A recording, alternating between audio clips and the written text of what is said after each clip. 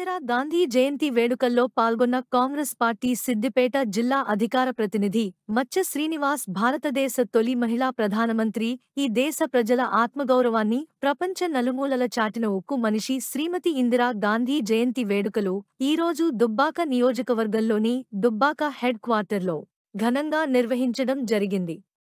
వారి ఆశయాలను కొనసాగిస్తూ భారతదేశంలో రాహుల్ గాంధీ గారిని ప్రధానమంత్రి చేసే వరకు కాంగ్రెస్ కార్యకర్తలు కంకణబద్దులై పార్టీ కోసం కష్టపడతామని వారు తెలియజేశారు.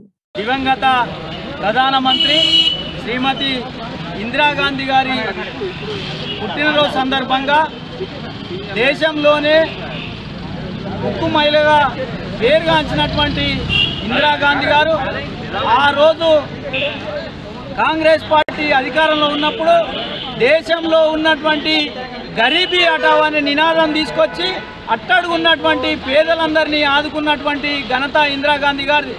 మరి ఆ రోజు ఆమె అధికారంలో ఉన్నప్పుడు ఇందిరమ్మ ఇంటి పేరుతో అనేక మంది ఇల్లు లేనటువంటి నిరుపేదలకు ఇల్లు కేటాయించినటువంటి ఘనత ఇందిరాగాంధీ గారిది.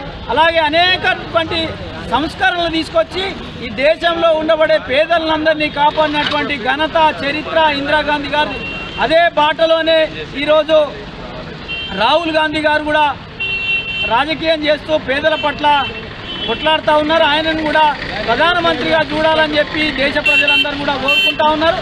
అదేవిధంగా రాష్ట్రంలో కొత్తగా అధికారంలోకి వచ్చినటువంటి రేవంత్ రెడ్డి కాంగ్రెస్ ప్రభుత్వం ఈరోజు ఆ రోజు ఏదైతే ఇందిరమ్మ ఇల్లు కేటాయించారో అదే పేరుతోటి ఈరోజు మళ్ళీ నిరుపేదలైనటువంటి పేదలందరికీ కూడా ఇల్లు కేటాయించాలని చెప్పి ఈరోజు నూతనంగా పథకం తీసుకొచ్చారు.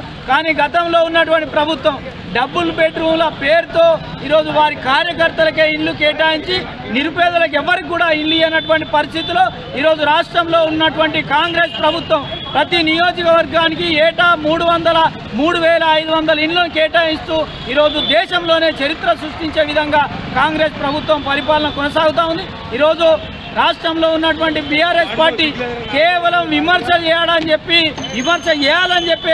ఈరోజు రాజకీయం చేస్తుంది తప్ప ఈ రాష్ట్రంలో ఉండబడే పేదల కోసం నిరుపేదల కోసం టీఆర్ఎస్ పార్టీ ఏ రోజు కూడా పనిచేయలేదని తెలియజేస్తూ ఈరోజు భావి భారత ప్రధానమంత్రి దివంగత ఇందిరాగాంధీ గారికి మరోసారి జన్మదిన శుభాకాంక్షలు.